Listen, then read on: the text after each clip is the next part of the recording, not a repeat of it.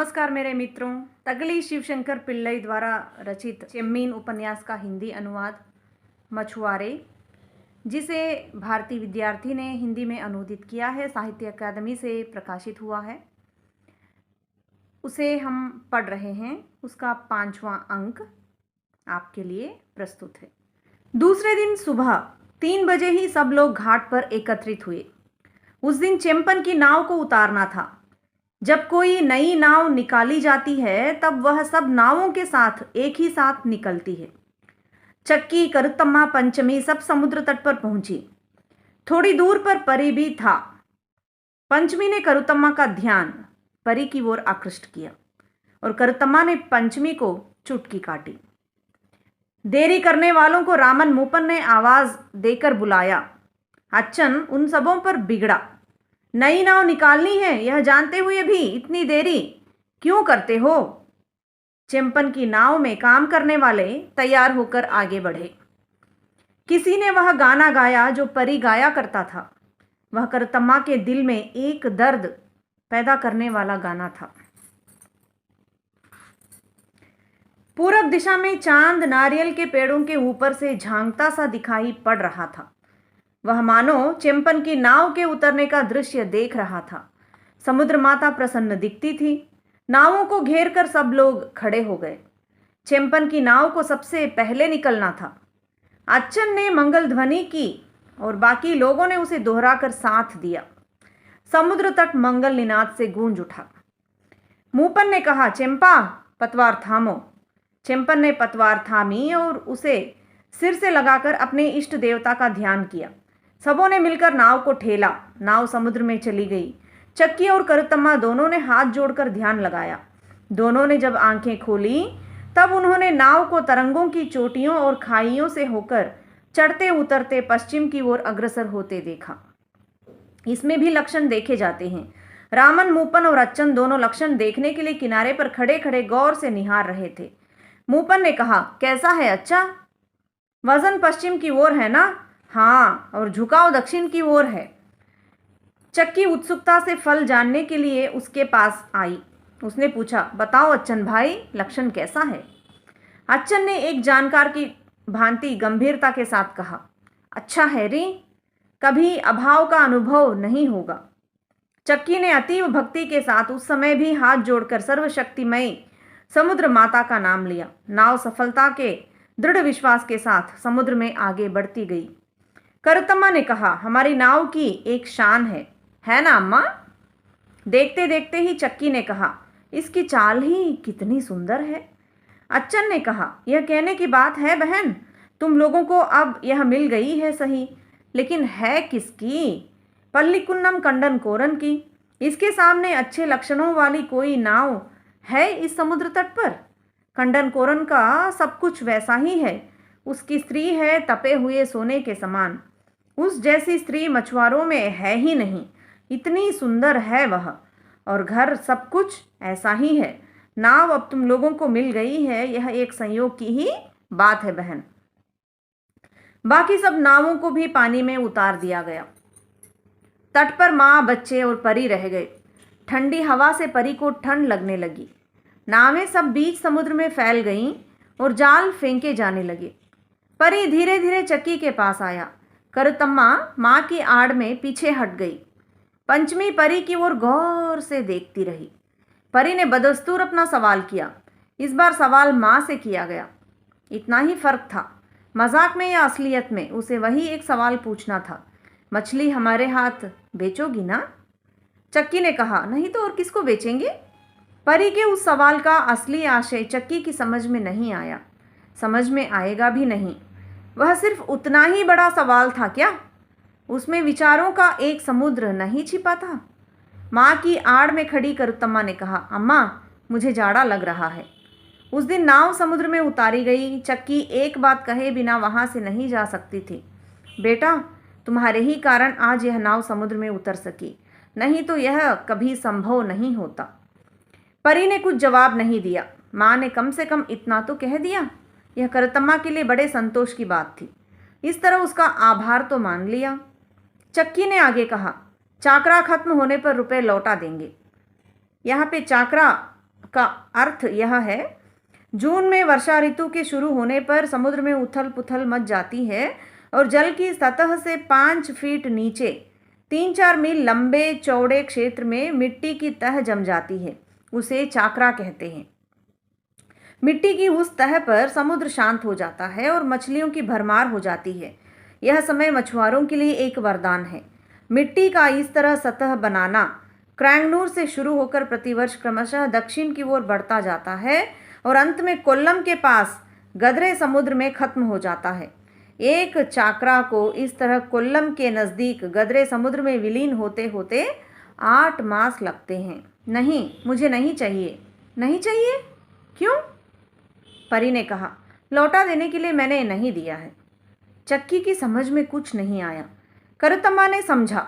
इतना ही नहीं, उसका सारा शरीर पसीना पसीना हो गया। चक्की के मन में भी एक डर पैदा हो गया। उसने पूछा, ऐसा क्यों बेटा? परी ने निश्चय के साथ कहा, नहीं, वह लौटाने की जरूरत नहीं है। एक क्षण बाद परी ने आगे कहा, करतम्मा ने एक नाव और जाल खरीदने के लिए रुपए मांगा था। मैंने दिया। वह मुझे वापस नहीं चाहिए। करतम्मा की आंखों के सामने अंधेरा छा गया। सिर में चक्कर सा आ गया। चक्की ने जरा कठोर स्वर में पूछा, अरे तुम करतम्मा को क्यों पैसा दोगे? वह तुम्हारी कौन होती है? उसने आगे और कठोर स्वर में कहा, ऐसा नहीं हो सकता। यह सब नहीं चाहिए। सब रुपए तुम्हें वापस लेने ही होंगे। परी समझ गया कि चक्की गुस्से में आकर बोल रही है। उसने कुछ नहीं कहा। चक्की ने एक माँ की तरह उपदेश देते हुए आगे कहा, बेटा तुम विधर्मी हो। हम लोग मछुआरे हैं। इस समुद्र तट पर तुम लोगों ने बचपन का खेल खेला है। वह थी बचपन की बात। अब हम एक अच्छे मछुआरे के साथ इसका ब्याह करने जा रहे हैं। तुम भी अपनी जाति में शादी करके जीवन बिताओ। थोड़ी देर बाद चक्की ने आगे कहा, तुम लोग अभी बच्चे ही हो, कुछ समझ नहीं सकते। बदनामी का कोई काम ना करो। इतना भी लोग देख लें तो बातें करने लगेंगे। ऐसी ही लोगों की आदत है। चक्की बच्चों के साथ जाने लगी। पीछे घूमकर वात्सल्य के स्वर में उसने फिर परी से कहा, सुनो बेटा, तुम अपना पैसा वापस ले लेना। चक्की आगे और करतम्मा तथा पंचमी पीछे पीछे चली गईं। परी खड़ा खड़ा उन लोगों को जाते हुए देखता रहा। चक्की ने जो कुछ कहा था सब ठीक ही था, लेकिन उसे इतनी कठोरता के साथ वैसा नहीं कहना चाहिए था। उन बातों ने करतम्मा के हृदय को बेध दिया। थोड़ी दूर जाने पर करतम्मा ने पीछे घूम कर देखा। बिना ऐसे देखे उससे रहा नहीं गया। घर पहुंचने पर हृदय विदीर्ण करने वाला वह गाना समुद्र तट की ओर सुनाई पड़ा। चक्की ने कहा, इस लड़के को नींद नहीं आती क्या? चक्की ने आगे करतम्मा से कहा, अब तुझे किसी तरह यहाँ से भेज दूं, यही मैं चाहती हूँ। माँ के शब्दों में एक आरोप छिपा था कि बेटी के कारण उसे चैन नहीं है, किसी को शांति नहीं है।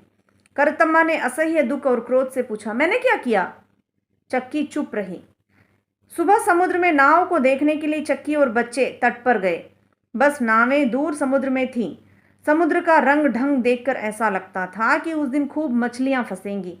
करतम्मा ने माँ से पूछा कि किन किन मछलियों के मिलने की आशा है। माँ ने लक्षण से अइला बताया। अइला एक प्रकार की मछली जिसे मांस मछलियां खाने वाले बहुत स्वादिष्ट मानते हैं।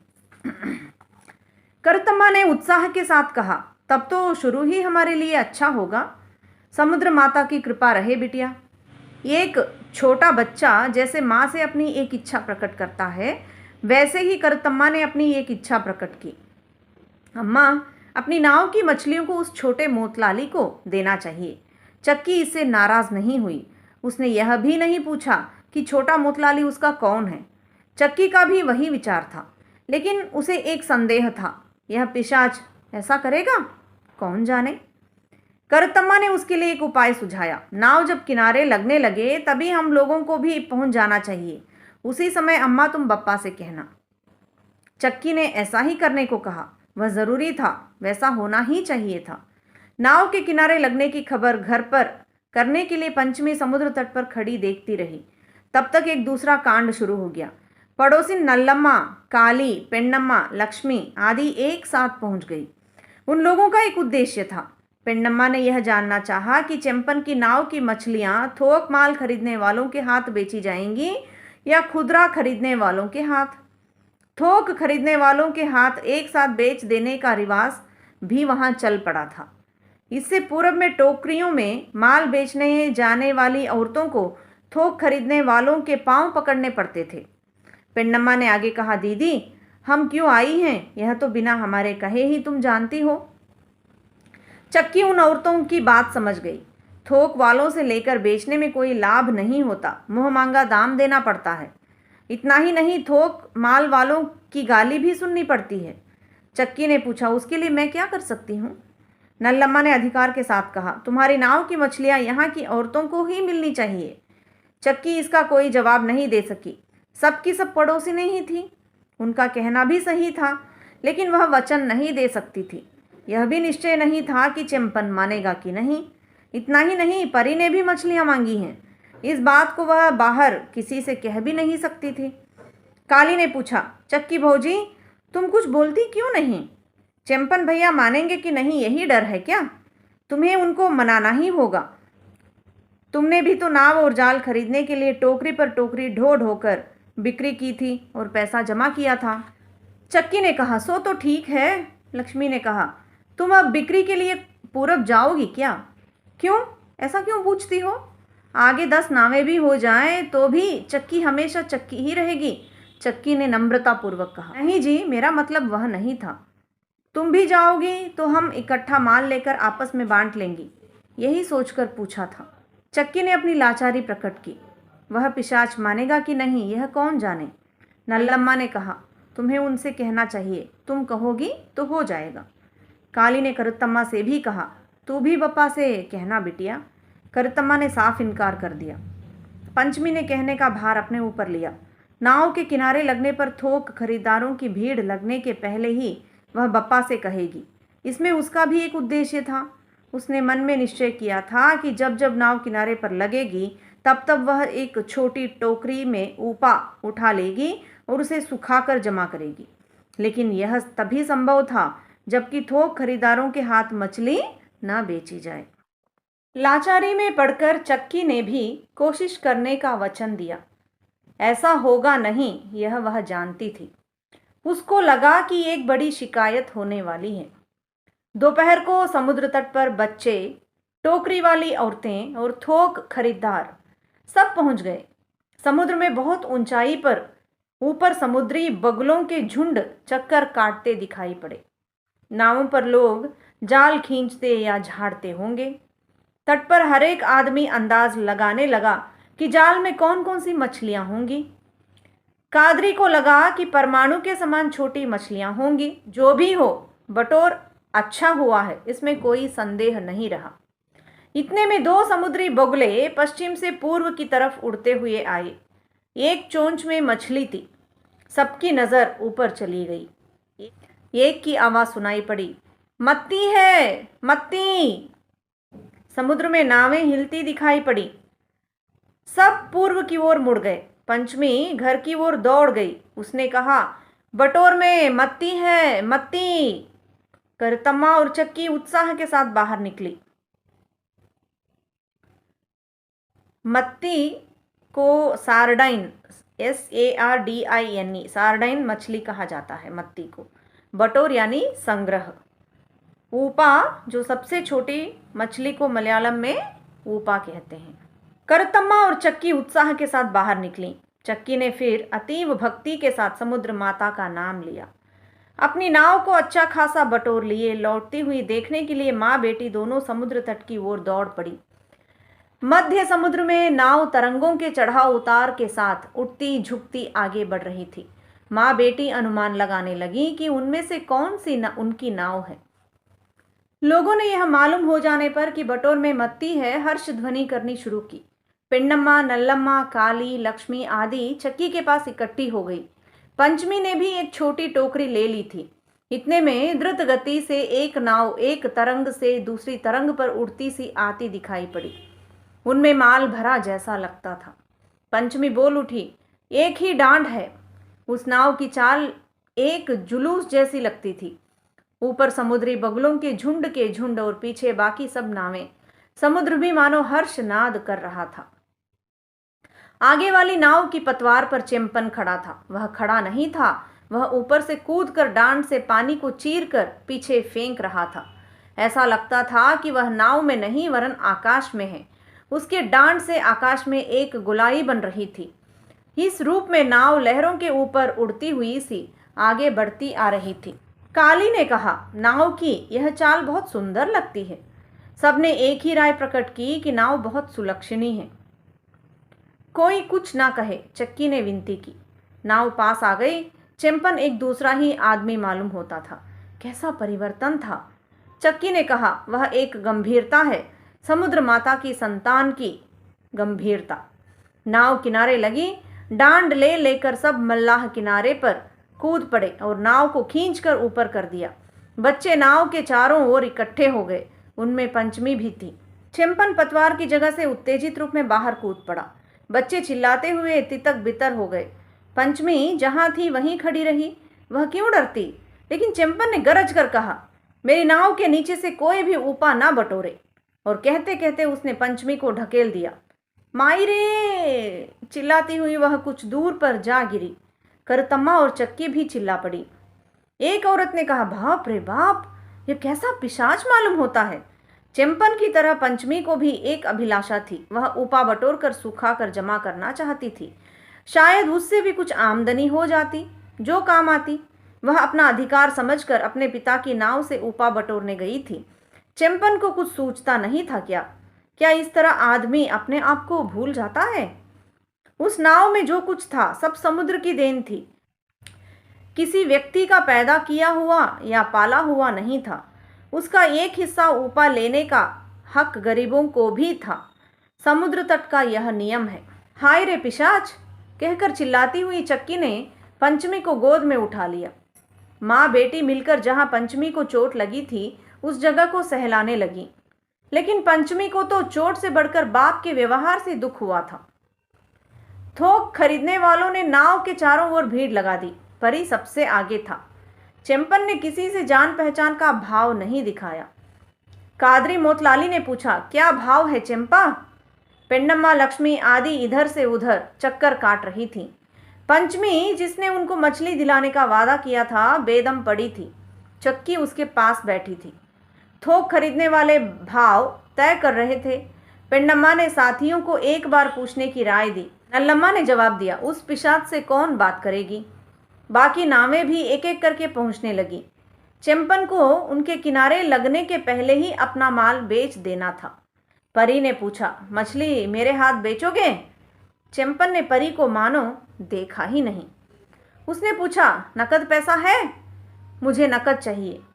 इतने में कादरी मोतलाली ने 100 के नोट चेम्पन को थमा दिए। माल की बिक्री तय हो गई। परी दूसरी नावों के पास दौड़ कर गया। सब जगह बिक्री हो चुकी थी। पंचमी की रुलाई जब जरा कम हुई तब करुतम्मा ने परी को उदास भाव से लौटते देखा। उसके पास नकद पैसा नहीं था। करुतम्मा ने माँ से कहा, छोटे मोतलाली को मछली नहीं मिली। चक्की परी के पास गई। पूछा, माल नहीं मांगा मोतलाली? मांगा। तब? परी ने कुछ जवाब नहीं दिया। उस दिन उसको माल ही नहीं मिला। आज जैसा बटोर बहुत दिनों से नहीं हुआ था। चक्की को सब मालूम हो गया।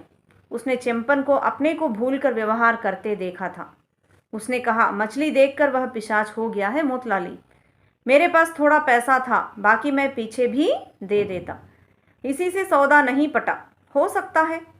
परी आगे बढ़ा। करतम्मा को कुछ कहने की इच्छा हुई, लेकिन वहां कैसे कहती। पहले पहल परी ने जो सवाल किया था सो आज होकर ही रहा। उसके शब्द करतम्मा के कानों में गूंज गए। नाव और जाल जब हो जाएगा तब मछली हमारे हाथ बेचोगी? और उसका जवाब था कि अच्छा दाम दोगे तो दूंगी। काली, पेन्नम्मा आदि गाली देने लगी। अंत में उन लोगों ने थोक माल लेने वालों से माल लिया। चेम्पन ने काम करने वालों में उनका हिस्सा बांट दिया। जाल भी धोकर पसार दिया गया। तब वह घर की ओर चला। उसके हाथ में काफ़ी रुपए थे। जीवन में एक नया प्रकाश आ गया, ऐसा उसे लगा। उसने एक नए रास्ते पर चलने का निश्चय किया। 3 बजे भोर से वह कठिन परिश्रम कर रहा था। तब भी घर लौटते समय वह थका हुआ नहीं मालूम होता था। घर का वातावरण सुखद नहीं था। हाथ के रुपयों के नोटों की थाक उसने चक्की को दिखाई। देखकर चक्की को कोई खास खुशी नहीं हुई। क्यों, यह सबके लिए है? उसने पूछा। क्यों री, ऐसा क्यों पूछती है? देखो जरा पंचमी की छाती की चोट को देखो। सिसक सिसक कर रोती हुई पंचमी को चिंपन ने उठाकर देखा। उसकी छाती में काफी चोट लगी थी। उसने पूछा, वहां जाकर क्यों खड़ी हो गई थी बेटा? चक्की ने पंचमी की इच्छा कह सुनाई। सुनकर छोटी बेटी के प्रति चिंपन की प्रीति बढ़ गई। तो वह कुछ कमाना चाहती थी। चिंपन ने वादा किया कि दूसरे दिन से वह रोज एक छोटी टोकरी भर मछली उसे दिया करेगा। चक्की ने परी के बारे में पूछा, यह कैसा अन्याय है? किसकी मदद से नाव और जाल बना है? चिंपन को समझ में नहीं आया कि इसमें अन्याय की क्या बात है। उसने पूछा, कैसा अन्याय री? उसे मछली दे देते तो क्या होता? तब काम कैसे चलता? काम करने वालों को हिस्सा देना था ना? उसने आगे कहा, उसे मछली देने से एक घाटा है। उसे जो पैसा मिलना चाहिए उसमें से वह काट देगा। तब तो उसने जो मदद की वही उसके मार्ग में बाधक हो गई है। करतम्मा को गुस्सा आया। भीतर से उसने कहा, जो भी हो, उसके डेरे में अब उसके पास कुछ भी नहीं है। उस शाम को अच्चन के घर में भी पति पत्नी में झगड़ा हुआ। पत्नी ने पूछा, बचपन का साथी है कहते कहते नाव में जाने का सपना देखते रहने का क्या नतीजा हुआ? अच्चन ने पूछा, तुझे चक्की के पीछे घूमने से क्या मिला? अच्चन ने आगे कहा, आदमी के हाथ में जब पैसा हो जाता है तब वह पुरानी सब बातें भूल जाता है। नल्लम्मा ने भी इसका समर्थन किया। अच्चन ने अपना पुराना निश्चय दोहराया, देखो मैं भी नाव और जाल खरीद सकता हूं कि नहीं। नल्लम्मा को उसकी बात उतनी विश्वास योग्य नहीं लगी।